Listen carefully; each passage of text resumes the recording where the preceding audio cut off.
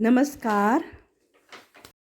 जैसा कि आप जानते हैं हमारा देश तीनों त्योहारों व्रतों का देश है। हमारे देश में बहुत से वैसे तो दिन त्योहार व्रत मनाए जाते हैं। उनमें एक व्रत है अहोई अष्टमी व्रत। ये व्रत औरतें अपने बच्चों के लिए रखती हैं, उनकी सुख समृद्धि खुशहाली के लिए रखती हैं, और जिनके पास संतान नहीं है वो अपनी संतान प्राप्ति के लिए रखती हैं।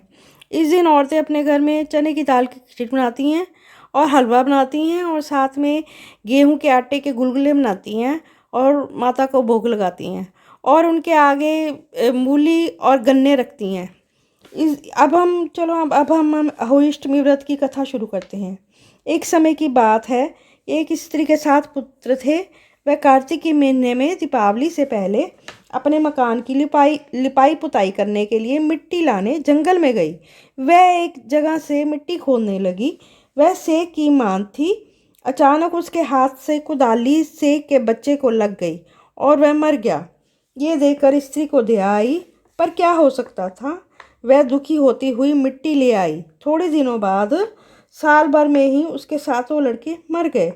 तब से वह दुखी रहने लगी। एक दिन रोकर उसने बड़ी बूढ़ियों से कहा कि मैंने जानकर तो कोई पाप नहीं किया।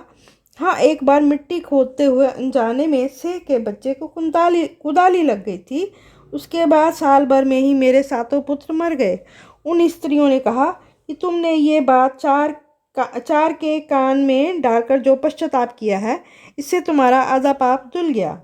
अब तुम इसी अष्टमी भगवती के पास से और से के बच्चों के चित्र बनाकर उनकी पूजा किया करो। ईश्वर की दया से तुम्हारा पाप धुल जाएगा और तुम्हें फिर से पहले की तरह 7 पुत्र प्राप्त होंगे। उस स्त्री ने आगामी कार्तिक कृष्ण अष्टमी का व्रत किया। तब से लगातार उसी भांति व्रत और पूजन करती रही। ईश्वर की कृपा से उसे फिर से 7 पुत्र प्राप्त हुए। तभी से इस व्रत और पूजन की परंपरा चल पड़ी।